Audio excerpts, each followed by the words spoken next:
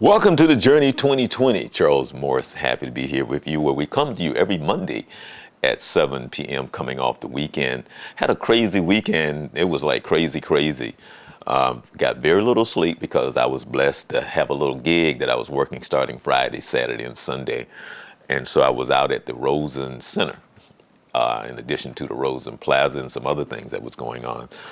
And so, I always, if you know me, you know I love to fish. So whenever it rains, I try to fish. But I was too busy to go out there and take advantage of what was going on when God blesses us, with some rain. And we're coming into the raining season. The Journey 2020, we've been coming to you since 2013.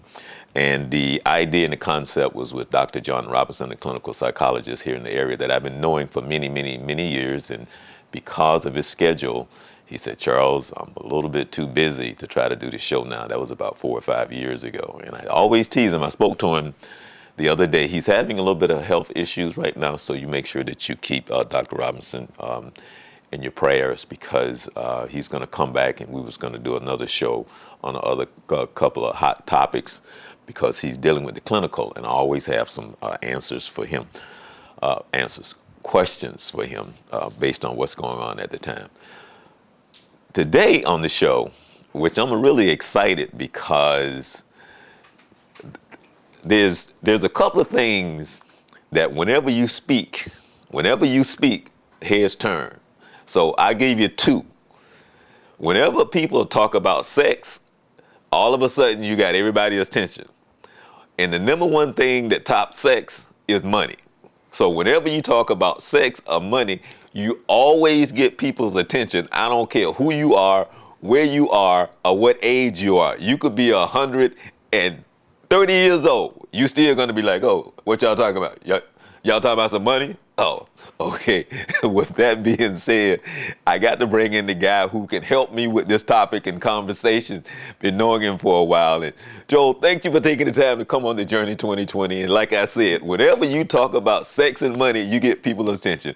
Welcome to the Journey 2020. Only Dr. Joyce Brothers had been a financial advisor of some kind, she would have been able to have both of those things covered.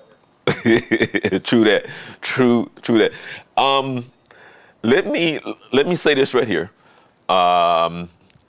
Years ago, I worked at one of the AM stations that featured a lot of talk shows. And I have a surprise coming on for you, because we're going to have the Garden Rebel on. I used to produce his show, and so people don't know it, but he's coming on the show like really soon. Had a chance he just moved to a new house. We went out there and talked to him. So we are going to be talking to the Garden Rebel. But while I was there at the station, I had a chance to produce a lot of shows. And I learned so much. And that's where I met Jack. Because it was funny, because in Orlando, I've always been a AM radio buff, listening to talk radio since a little kid. I don't know where that came from, but I always loved listening to talk radio since I was a little kid. And so you would hear this distinctive voice that I would hear all the time. Had no idea at a point that I would meet him in this distinctive voice. And so when I met him and started producing the show, I learned a lot. And so before we really get into it, it was back then, it was called NIPS, Nelson Investment Planning Services. So Joel, won't you give us a little history on Jack, because Jack passed away, but give us a little history on Jack and the company. Yeah, absolutely. So first of all, Charles, always a pleasure to be on the program. So thank you for having me, as always. The firm Nelson Investment Planning Services started back on May 1, 1984. So we're now entering our 39th year. A few years ago, we changed the name over to Nelson Financial Planning, just to make it more representative of the more holistic approach that we take with our clients now. It's not just about investments and what's going on the investment side. But we have a tax department here at the firm. We do a lot of work on the estate planning side as well. So certainly to reflect that more broader approach that we take today, we changed the name over to Nelson Financial Planning. But we've been in the same location for about 30 years now here, right in Winter Park, sort of back in behind what used to be the old Kmart Plaza for folks that remember that, thinking of stores of the past. The reality is they've done a nice upgrade, and now it's a nice Michaels and a variety of Ross, other newer Ross, stores, Ross, yeah, things like right, that. right. So we're in that same location. Matter of fact, we just finished a addition to the building that we have been in for all those years. We added about 1,400 square feet. I'm actually sitting in what is or will be, we haven't quite finished the outfitting of it, but it will be our little mini radio studio that we'll have to help make sure that when we do conversations like that, or when we do the regular radio program, that the sound quality is as high as it could be. Because these days, once COVID hit, you didn't wind up going into the studio. It all sort of turned remote. And so once you get used to doing the shows that way, then, well, why am I bothering to get up and go to the studio? So we decided to also create one here at the office. So that's the latest addition to the firm. Wow. Well, that's great. I mean, that's just like when I first started this show, Joel. I had people sitting in front of me, but now every time I do a show, guess what? People don't have to walk up the stairs anymore. People are, via internet. But have a lot of questions for you. I call you because I said, Joel, man, I just lost a certain amount of money, because I think everybody was like looking like, in the times that we're in. So Right. I'm going to see if I can ask the correct questions of the typical person who knows very little about investing. But if you live long enough, you understand it fluctuate. It goes up, it goes down, it goes up, it goes down. Because I guarantee you, nobody calls you when the investment is good, when everything is plunged, and you're like, oh, but as soon as it starts to go, so help us out in the sense of where we are right now, because when they talk about the investments and the Dow and everything, and it plummets, and we've seen a record low today, and kind of give us a little something to help us understand how it works in the sense of overall when it comes to the stocks and stuff like that and investments. Sure. Well, I mean, obviously, the stock market is going to be a reflection of where the economy is. People often talk about the stock market looking out anywhere from 6 to 12 months and sort of trying to predict what the world might look like in that short term period. So, right now, we have a market that is trying to absorb the story of inflation, the story of higher interest rates, and how that's ultimately going to impact. So, anytime you have sort of that much uncertainty, and throw in, the Russian invasion of Ukraine, then you're going to have a much higher level of volatility. So certainly in the short term, markets can often be unpredictable and subject to kind of big swings. But if you take a step back and look at it over time, and Charles, you've been an investor for a long time, you know that over a long period of time, there's a general upward trend. And that's what investing is all about. And I think far too often people kind of start to look at the specific data points that have made up that general upward trend. And you can get really distracted if you're looking at individual data points, whether that's Black Monday in 1987, October 19th, whether it's 9/11, whether it's the Y2K.com bubble, whether it's 2008. If you kind of look at the individual data points, then that's going to change your perspective of what investing is all about. But if you take a step back and look at sort of that overall general path, well, that's what investing and doing it consistently and over time is really all about. I think if you couple that concept with diversification, so couple that consistency concept with diversification, then that also has a tremendous amount of merit. And the diversification concept is one that I think we're really seeing a high level of importance on that in today's market. Because when you think of the markets, Charles, there's really sort of three major indexes that people all kind of keep track of. There's the Dow, there's the S&P 500, and then there's the Nasdaq. And the Dow is like 30 companies, so that's kind of the biggest names, if you will, in the world at large. The S&P 500, 500 of those same big names, so a bit broader of a cross section. And then the NASDAQ is about over 5,000 different companies. Those companies have a tendency to be a little bit small, a little bit more technology oriented, things like that. So if you just look at how those indexes have performed so far this year, the Dow is down maybe 12 or 13%. The S&P 500 is maybe down 17, 18%. But then the NASDAQ is down almost 30%. So if you stayed more on those larger companies, you wouldn't be quite as impacted as if you had jumped full bore into the technology side, because the technology side has really been driving the markets pretty dramatically over the past few years. So it's important to not get so enamored with a particular part of the market that has done well and think that that's just going to magically continue forever and ever. That's the notion of being diversified. So you have pieces of the portfolio that aren't getting hit as hard as other pieces. We like to refer to that as you need to have different things performing differently at different times. Well, it's funny because you just said something, and I just learned something when you talked about the Dow and when you just said, what you just said, you just explained to me what that is. I never knew, in the sense of the makeup.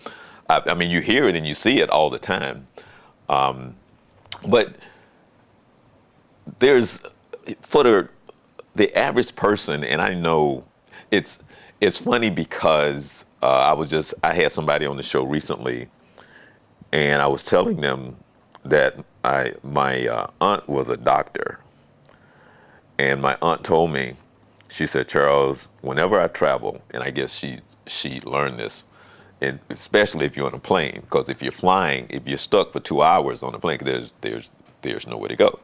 So she said, Charles, whenever I fly, whenever I go anywhere, I will not tell somebody that I am a doctor because you're stuck there in the seat and they ask all these questions and they think that you should be able to cure them.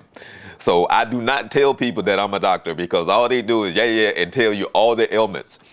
So for somebody like you and people like you, is it very common once they find out who you are and what you do and they pull you over to the corner? I got a question. I got questions. I got questions.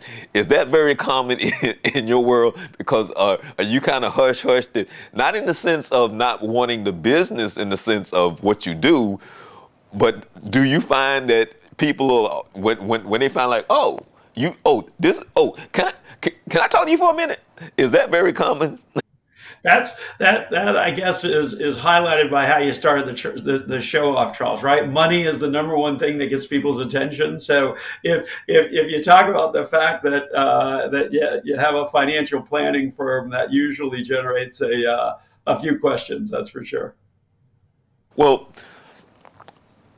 because of I know what happened to me back in 2008 because I lost a lot of money because I don't have any money, based on money. I don't have any money, but I lost a lot of money back in what is a lot of money to me. So what is there any difference now as far as what happened in 2008 versus what we're going through now? Is it just, can you explain if there's a difference or if there is no difference when it comes to, because I know a lot of people who lost a lot of money back in 2008. It was crazy. Yeah. Especially I know a couple of people as far as like their retirement and investment, elderly people. So can you? Are we? Is it similar? Is it something different? Well, I would say it's a little different, but I'm going to draw the more of an analogy to sort of the late '90s. But when we think of 2008, Charles, that was a pretty dramatic period of time that I think affected people because there was certainly impact in the stock market and to investors, but the real damage in 2008 was on the real estate side of things because there's a lot of people that own homes, there's a lot of people that own investments, but I would say that more people have more of their value or more of their asset in their home. So when you see that disappear, that value disappear as dramatically as it did in 2008, I think that one had a little bit deeper, more psychological impact that then obviously rippled over to the rest of the economy. No question at all on that. So I think in that regard, 2008, at least as it stands right now, was probably more impactful. I think what we're looking at now is maybe a little bit more analogous to the late '90s, where you had a period of time when the market really ran up that was predominantly driven by a handful of companies on the technology side of the world. And if you look back over the past 5 years, that those large technology companies have once again been a big driver of the market. And so a lot of what's happening in the market is sort of an unwinding of the valuations of those large technology companies. Back to that comment that we made about diversification earlier, there's different indexes out there, and I mean we could spend the next 3 hours going through all the different indexes that measure parts of the market. But I want to just draw our attention to one in particular, and that is when we think about value companies versus growth. Value companies traditionally more dividend oriented, growth companies traditionally more technology. And when you look at like the thousand value companies. It's known as the Russell 1000 Value Index. And you compare that to the Russell 1000 Growth Index, that value versus growth. Well, that value side is only down like 10% right now, whereby the growth side is down 30%. So a pretty big gap in terms of performance among the different types of companies that are out there. And that's where we kind of analogize it more to the late '90s, where you sort of saw that bifurcation of the performance of different types of companies going into 2000 and 2001. 2008, I think, was much broader in the pain, if you will. It didn't really matter what types of companies you were owning. Chances are that there was going to be a pretty dramatic negative impact. You and I know you know the people, like I said, people are always talking with you about money, but there's let me see how I can ask this. There always seems to be this mystery thing. You see, for the average person, there's like this mystery thing when it comes to investment. This mystery. What is this mystery? What and then like a lot of people, it's hard to, I guess, take in the whole understanding of it to some degree. But when you talk about diversify, which I understand what that means, but what advice would you give to a person who is now trying to find it when it finally clicks? Because some of us understand it at a young age as far as investing, and some of us have to go through life and go like, you know what, I need to start doing something here. And then some of us get to an older age and we finally, oh, well, I'm about to retire and I don't have anything but this. So explain to us what it means by to diversify, especially if you're just a small investor. How can we go about doing that? Well, I think as a small investor, one of the best options that you have is to just set up something that happens automatically. There's a lot of different options out there where you can set up an account, an investment account, where it's $50 a month or $100 a month that's getting automatically pulled out of your checking account and getting invested automatically. We like that strategy because it accomplishes a couple of things. First of all, it automates the process, so that means it's actually happening rather than being left up to our own devices, if you will. And then second of all, because that money is coming in on a regular basis, there's a lot of studies that show that investing that way, kind of a little bit over time, actually smooths out a lot of the volatility in the market and helps with improving that overall return over time. Yeah. For now, this is a question I'd be like, I got to ask Joel this real because I have no clue. When I say I have no clue, I have no clue. What is Bitcoins and something cyber something? And no, no, no, no, no. I'm not. No, and my question is, I'm not asking about should you invest in it. That's not what I'm asking. I'm just asking what the heck is it? Because I have no idea. And I know it's been around for a while. It's very popular, and I think whatever the cyber something and the Bitcoin, the people, I heard something about something crash. I heard something about when this started, it really ticked off some investors over here. So when I tell you I have no idea what it is, can you help me understand it a little bit, the concept of whatever it is? Because I have no clue. Yeah, no, I think I would separate out the concept from the technology involved, and I think often people are combining them together, and that's what the attractiveness of these various cryptocurrencies are, is this combination of concept and technology. But I think the real value is on the technology side of things, because the whole premise of these cryptocurrencies is that you wind up being able to have a secure means of exchange. And because there's a unique digital certificate that gets put on that transaction. So if you or I exchanged $100, right? I mean, if I gave you a $100 bill, there's no real record of that, right? Because that was cash that went from me to you, and so there's no way to have a record of that. If I transferred 100 Bitcoin from you to me, that creates a digital certificate that authenticates who the person was that gave it and who the person was that received it. So that technology is referred to as the blockchain technology, and that technology, yep. No, no.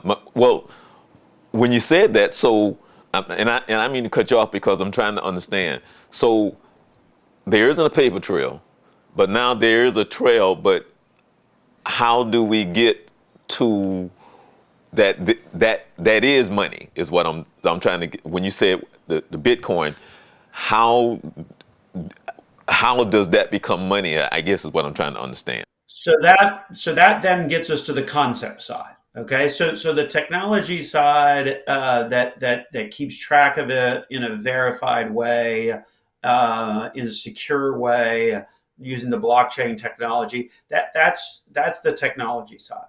So the concept side is, I think, where the cryptocurrency concept sort of starts to fall apart a little bit, because basically it's saying that if I have something, so think of Bitcoin like a pencil. Let's say I've got 100 pencils, and we decide that the value of those pencils is $10. And I say to you, okay, well, I want to buy some oranges from you, and those cost $20. Well, I'm going to give you two pencils for that, and you're going to give me oranges in exchange for that. So I think at its core, the concept is it's just another notion of a means of exchange that gets valued, much like those pencils would, based upon whatever the market is saying that it's worth. The problem with that, though, is that it's just a pencil, or in the example of a cryptocurrency, it's just a electronic token. So if there's nothing really behind it to support the value of it, then I think that's where the concept starts to fall apart. Because if the value of something is only what somebody else agrees to pay for it, eventually you might run out of people that want to pay for it, and that causes the value to go down pretty dramatically. So The issue that I have is that it's more that the concept is somewhat unsustainable. The technology is incredible. I think the technology itself, the blockchain technology, being able to track transactions, things like that, that has some incredible economic implications. But I don't know if the concept of crypto as another means of exchange. I mean, that's what it is, but there's not really been any barriers to entry. So at last count, there was over like 8,000 different cryptocurrencies. Charles, you and I could, with a few strokes of the keyboard, create our own cryptocurrency if we wanted to. And I think that's where the concept part of the cryptocurrency discussion starts to fall apart. But now you just said something that just piqued my curiosity, and that is, if you and I decided this evening to do that, is that covered under the federal laws, or is it covered? Nothing. It's just there. There's no so. So it's just whatever that is, right? I mean, What is that what you're saying? at at its simplest point, whatever somebody is agrees to pay for that, that's what the value is, and that's again where we see the concept start to fall. Is well, then that depends upon someone being on the other side of the table who's willing to continue to pay the price that we've ascribed to that particular cryptocurrency. Oh, okay. Now I got a question for you that somebody asked me. Right? They asked me a question, so I'm going to ask you, so I can go back and I can answer their question. Right? All right. Well, And sounds the good. question that they asked me is, they said, I just heard on the news that the Feds are raising the interest rate. Right? And so they said, well, what does that mean and how does that affect me? So, what does that mean and how does that affect me? Well, it affects you in a lot of different ways. Reserve starts to raise interest rates, it impacts the bond market, which then drives mortgage rates. Okay. So when they're raising rates, generally the interest rate in the bond market is going up, which means that your mortgage rates are going up. So what we've seen this year actually was within about a 45-day period of time from the beginning of February to the middle of March of this year, we actually saw 30-year fixed rate mortgages go from 3% to over 5% within a 45-day period of time. That's how quickly that interest rates on mortgages can get impacted as the Federal Reserve shifts direction and starts to raise rates. So that's one area. Directly, those rates affect things like credit card rates, car interest rates, things like that. On a positive note, as the Fed increases those interest rates, you would expect at some point to see maybe savings rates go up a little bit. You know, that used to be back in the day where if you kept money in your savings account or a money market account, you might actually make money on it. Well, that hasn't been happening for many, many years now. The only positive is that as the Federal Reserve does start to raise those rates, then maybe folks that have some money sitting in savings or in money market may actually start to see a little bit of a return on it. So some pros and cons, if you will, that come with raising interest rates. Generally, higher interest rates are meant to curb an excess in the economy, whether it's economic activity or in this case, inflation. So higher interest rates are generally thought as a bit of a drag or a bit of a negative on economic growth because that's their purpose is to sort of either slow things down or address an excess in the market. The biggest reason why you're seeing interest rates get raised now is to help combat inflation and to try and get that under control. But that's going to be a very, very hard task to do because some of the things I think that are driving inflation right now have to deal with COVID policies, things like that, not just in this country, but around the world. China, in particular, I think is pretty unique And I don't think folks appreciate just the impact that China's COVID policy is having on the supply chain, even now. Because, see, China's still pursuing a zero COVID policy. So they're still locking down major cities whenever there's a single case of COVID. I mean, do you imagine that, Charles, here in Florida, if we had a couple of cases of COVID, that or Orlando would be put in lockdown? That wouldn't happen here. Number one. In contrast, in China, that is exactly what is happening. And so those supply chain issues, as they continue even now to pursue that zero COVID policy, those supply chain issues aren't disappearing anytime soon. I don't, Fed needs to raise interest rates to help combat that, but they're fighting a pretty heavy headwind, particularly when you think about what's going on in China these days. You said a couple of things, and because I don't know, I mean, how this whole thing work when it comes to the economy and stuff like that. Because just from my little small mind, I was thinking that if there's lower interest rate, then that means there'll be more people with the opportunity, which would be more better for the economy. But it's like if you raise it, then there's less opportunity, then less people and less money. So that's what's confusing to me. Yeah. Raising interest rates is always meant to be a brake. It's always meant to be a curb. It's Yeah. not meant to be stepping on the gas. Which also, I'm glad you said gas, because that was my next question. Because the same person asked me the question, but they also said to me, how come no matter what, the oil company, the gas company, there's always a large profit, no matter what the economy, no matter what the situation, there's always a large profit in the billions of dollars when it comes to oil and gas. And so it's like, how does that work in the sense of regulations? Um, they can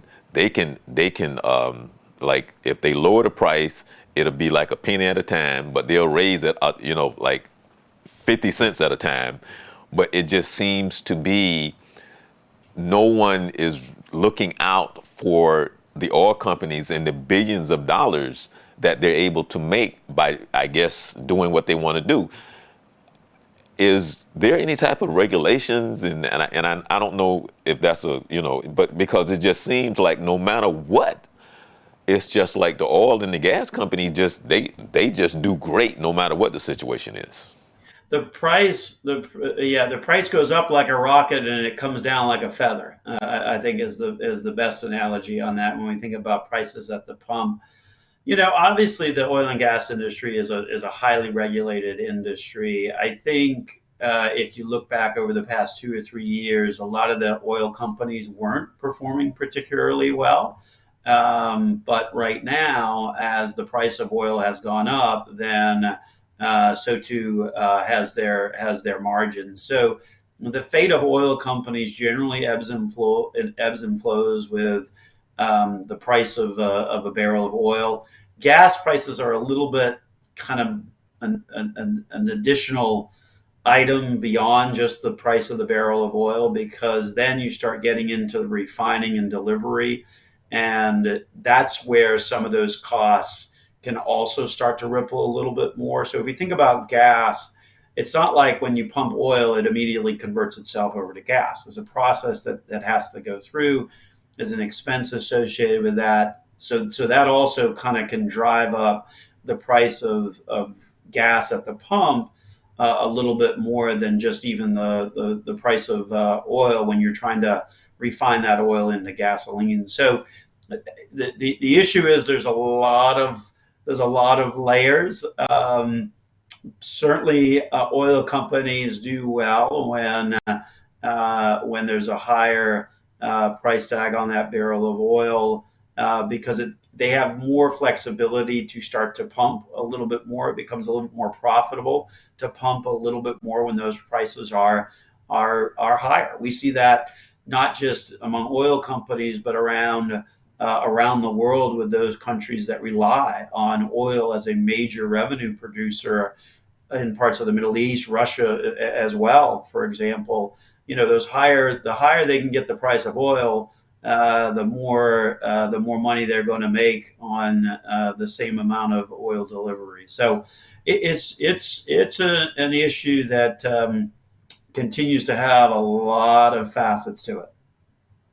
Well, now I'm going to ask you a question, and this is just an opinion that I'm just asking you because I can ask you. And I was just having the same person having a conversation with them on Sunday.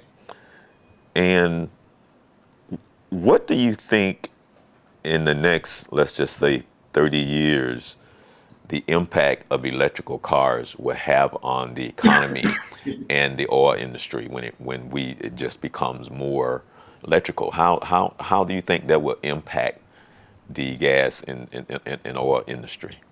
Well, I think that's why prior to this current period where you saw a lot of oil companies and particularly their stock prices struggling a little bit because those companies will have to figure out a way to sort of pivot, to sort of change as the demand for their product changes. So certainly the future 30 years from now where you've got a much greater reliance upon electricity or electric vehicles still is going to fundamentally change the demand for oil, but it's also going to impact other things as well. So all of these electric vehicles need to be charged, and if you're charging an electrical vehicle, well, how are you doing that? Are you doing that with an oil-fired plant, a coal-fired plant, a nuclear plant? I mean, somewhere along the line, the electricity has got to get generated for all of these electric vehicles. So it may be that there's not as good of opportunity out there for your traditional oil company, if you will, but a lot of oil companies have expanded into a lot of different energy production needs because I think there's still going to be a pretty high demand for energy, particularly to charge all of these electric devices that we've become very comfortable and familiar with, including more so over the next probably decade, electric vehicles. Let me take you back because I remember 2008 oh so well. Do you remember how long it took us to come up out of that? Can you remember how long it took us to where Yeah, I mean things that was started to pretty significant. normalize and the investors started going, oh, okay, I love you again, Joel. I love you. In that case, because it was such a deep recession and had such a widespread impact, that took a little bit longer. Somewhere on the order of probably 2, 3, 4 years. That kind of period. I mean, again, it depends on what you were in. Maybe some of the stuff, some of the investments that you own didn't go down as much as others, so those obviously recovered faster. But usually within that kind of 3, 4 year time period, that's typically when things would be feeling like they're getting back to normal. Sometimes it can be very, very quick. If we think back to a couple of years ago when the COVID pandemic first started and large parts of the economy were getting shut down, and the markets during March of 2020 went down 30% within a 30-day period of time. I mean, that's a pretty dramatic decline. But what was different about that market decline is that the recovery also happened almost immediately. So it's one of those things where everybody kind of forgets that one. But if you were looking at your balances at the end of March of 2020, you were down a lot of money, probably on a percentage basis, about as much as you are as we stand right now, year to date for the year 2022. The difference is that 2020, it was over and done with very, very quickly. So the memory has a tendency to fade when it doesn't last as long. But in terms of the percentage decline, probably on par with a lot of what we're seeing right now. Okay, now this is not a yay or nay question. I want people to understand this is not a yay, a nay, or yay. I'm not asking you to tell the people, but my question is, can you kind of go back and tell us in your own way of how over the last 20 years or so that the investing has changed. And what I mean by that is by people doing their own thing. And for, the apps and what is being advertised is saying that and they've been pushing for you to become more aware and doing your own investing online yourself. Can you kind of go back and tell us how over the last 20 years that investing has changed from your point of view? Yeah, certainly the ability of the average person to access and invest their money has expanded. And there's no question in terms of the accessibility of trading platforms and applications and things like that are available out there that has made it easier.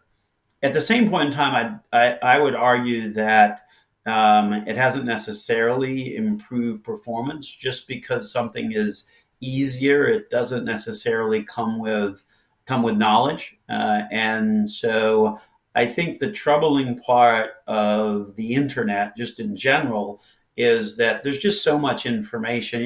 It's funny. I remember life before the internet, and your sources of information had to be reliable because there was such huge barriers to entry, right? I mean, it wasn't like you were going to start a new television network. It wasn't like you were going to all of a sudden start printing a newspaper. I mean, there were some significant barriers to entry, and the internet, there isn't. I mean, if I wanted to post an article about whatever, I mean, I'm just going to type it up and post it, and that's it. It's online and it's searchable.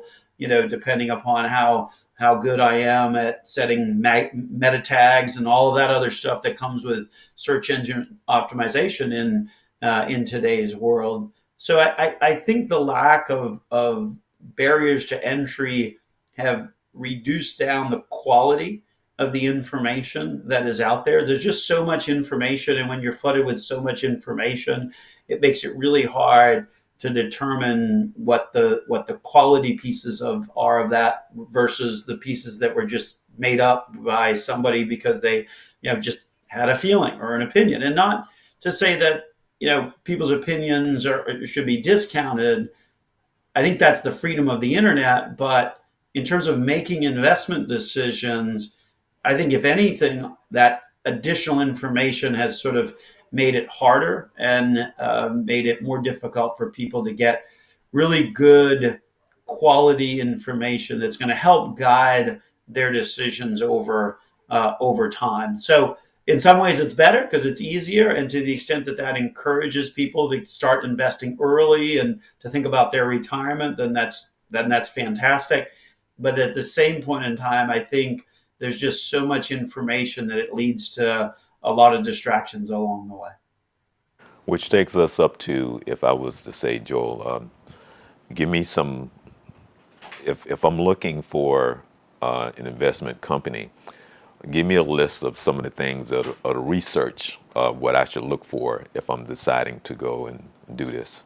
If I decided Sure. to try and So find a place yeah, to I mean, if invest you're my money. trying to do it on, yeah, if you're trying to do it on your own, there's certainly a lot of No, independent no, organizations. no, not necessarily on your own. I'm saying for if I want to find somebody like you, and then you can also no. I'm saying if I want to find somebody like you, or in addition to you can answer that if you want to do it on your own. But I was talking about finding somebody like you, but you can also answer it in the sense of doing it on your own as well. Yeah, I think there's two ways to find, if you're looking to work with an individual, I think there's a couple of ways in which to do it. There's the way that, I guess, and maybe I'm showing my age on this first preference, but talk to your buddies, talk to your friends, say, who have you used and who have you heard, and what's been the success rate.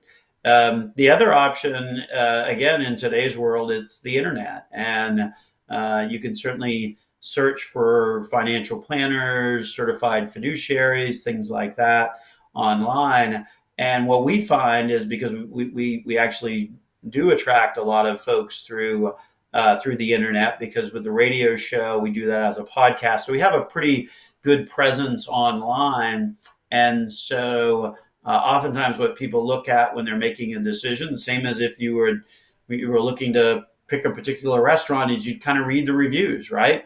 And get a handle for what folks have said about a particular organization. So I would say those two types of approaches are the approaches that you could use to find somebody in the financial services industry. And then what we have always encouraged folks to do is to go and talk to them, have that conversation, interview two or three folks so that you can get a feel for what their area of expertise is, whether you're a good fit. And then lastly, make sure you understand the full impact of cost. One of the things that we've seen in the industry as a whole is that the cost of financial services has actually been sort of going up over the course of the past few years. And so consequently, that's one of the things that we encourage people they understand as well is what is the cost for for what I'm getting in terms of the services. Joel, it was funny because I started to ask you at the beginning. Have you written a book? If not, have you thought about writing a book? Because I think it would be a book worth reading. Have you or have you thought about it? I have. It's funny when we looked at it. A lot of the books that folks do are ghostwritten, and I had a problem saying that a book was mine if somebody else wrote it, but because that's a lot of how a lot of the books these days are published. Is there with ghostwriting? There's a whole big industry on that. So the amount of time involved to write a book, Charles, is probably the biggest piece that has prevented that because I wouldn't be comfortable saying I wrote a book and somebody else wrote it. I would only be comfortable if I was the one that was actually writing it, and that just takes time. And unfortunately, in today's world, that's a precious commodity. Well, this is just me, and I'm going to give you a suggestion. Okay, you ready? I'm I ready. honestly think that you should write the book around Jack, the impact, why he started the company, why he was good at what he was doing, but it will go back into his integrity and the idea of why you have to have such good integrity when you do what you do.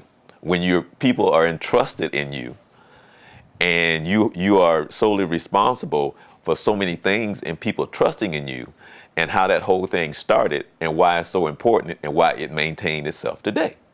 See, so it should be written the foundation of it, the unique voice that we heard, the whole concept, and how you gravitated to it, and how you've been blessed by it. See, that's your book. There you go. There's chapters 1 through 5 right there. That's good stuff. Now, before we get out of here, I want to let people know that they can come, they can visit your website right there. And once Correct. There it is. That looks familiar. once you give out your information for people who want to come and say, let me find out more about Nelson Financial Planning. So tell us how we can get in contact with you, and that I'm telling you that you should. It's a great company. Well, thank you. I appreciate that, Charles. So first would be to go to the website, Nelson Financial Planning, and we've got a blog post there. We've also got, of course, our podcast.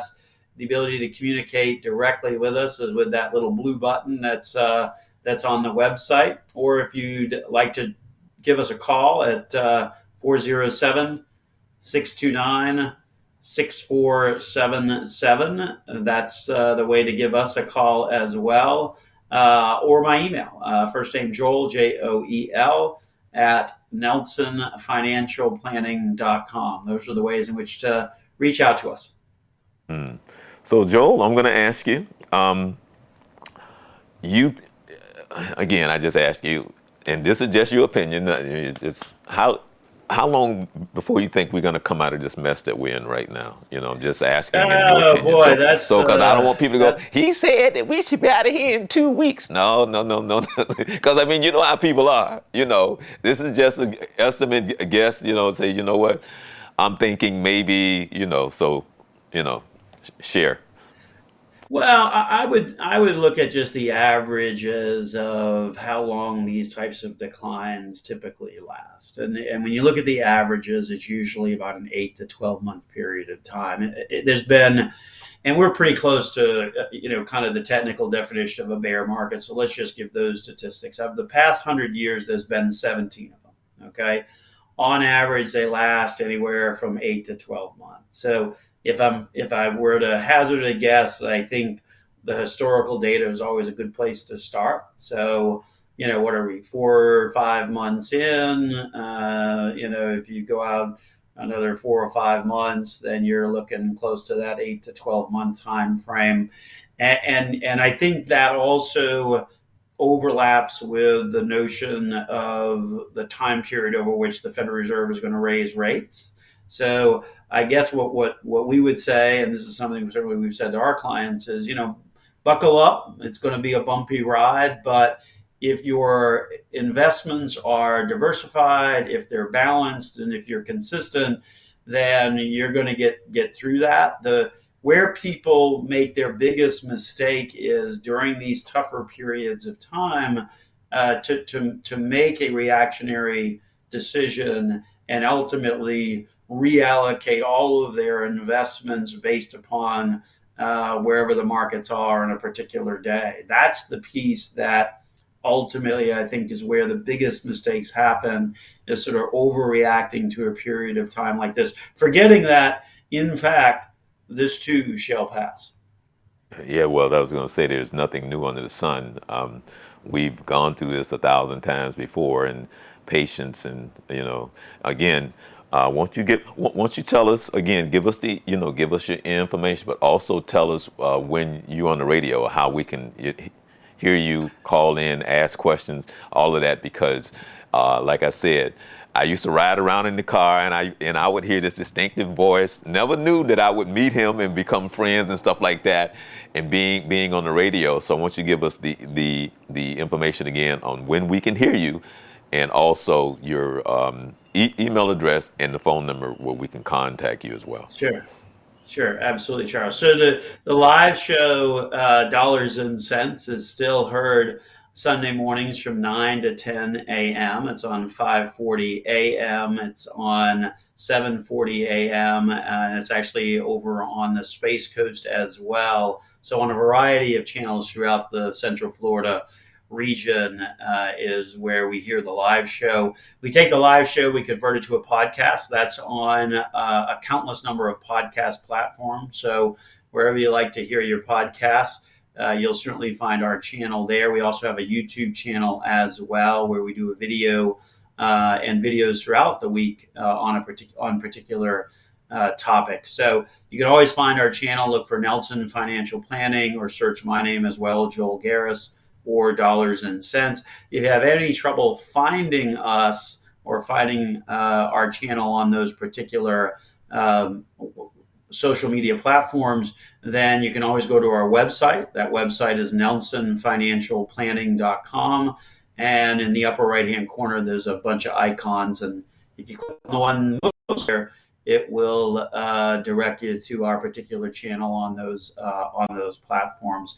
And then lastly, certainly we're available here at the office, 407-629-6477, along with my email. That's Joel, my first name, Joel, at nelsonfinancialplanning.com. So that's how you can get in touch with us. So. All right, all right, all right. Well, thank you for that, and it's so happy that you would take the time to come in and hang out with me. I always appreciate all of your good information that you Well, have, thanks and once again, Charles, for having me on the program. Appreciate it, and enjoyed the chat as always. Uh, all right, this is Joel Garris from Nelson Financial Planning, and he is the guy you want to talk to. If you have some ideas, I have questions about where we are in the economy, in any of that. So I would just say, make that phone call, and I guarantee you he'll be able to answer your questions and some. And thank you again for taking the time to come on the show. My pleasure. Thanks, Charles. All right. That's Joel Garris from Nelson Financial Planning. And now, again, I want to thank him so much for taking the time to come on the show today. I'm Charles Morris, and this is the Journey 2020, where we come to you every Monday at 7 p.m. most of the time. And I'm happy to be here with you. And I tried to ask questions that I thought that we all can relate to. I always say that there's two things that will always get people's attention. Whenever you have the conversation about money and sex, we're going to listen. I guarantee you that. Questions, comments, and concerns, you can always hit us up with an email here at thejourney2020@gmail.com. Also, next Monday, we're going to have Chill Mondays, where we feature artists, whether or not you sing, whether or not you write poetry or paint or something like that. So we call it Chill Mondays, and we try to figure out, like, what inspired you? What inspired that? Where did that come from? But be on the lookout for Chill Mondays next Monday, coming up here on the Journey 2020. Well, as I always say, the word comes by hearing, and hearing by the word of the Lord. You can believe that. I'm Charles Morris. Enjoy the rest of the week, and you be blessed.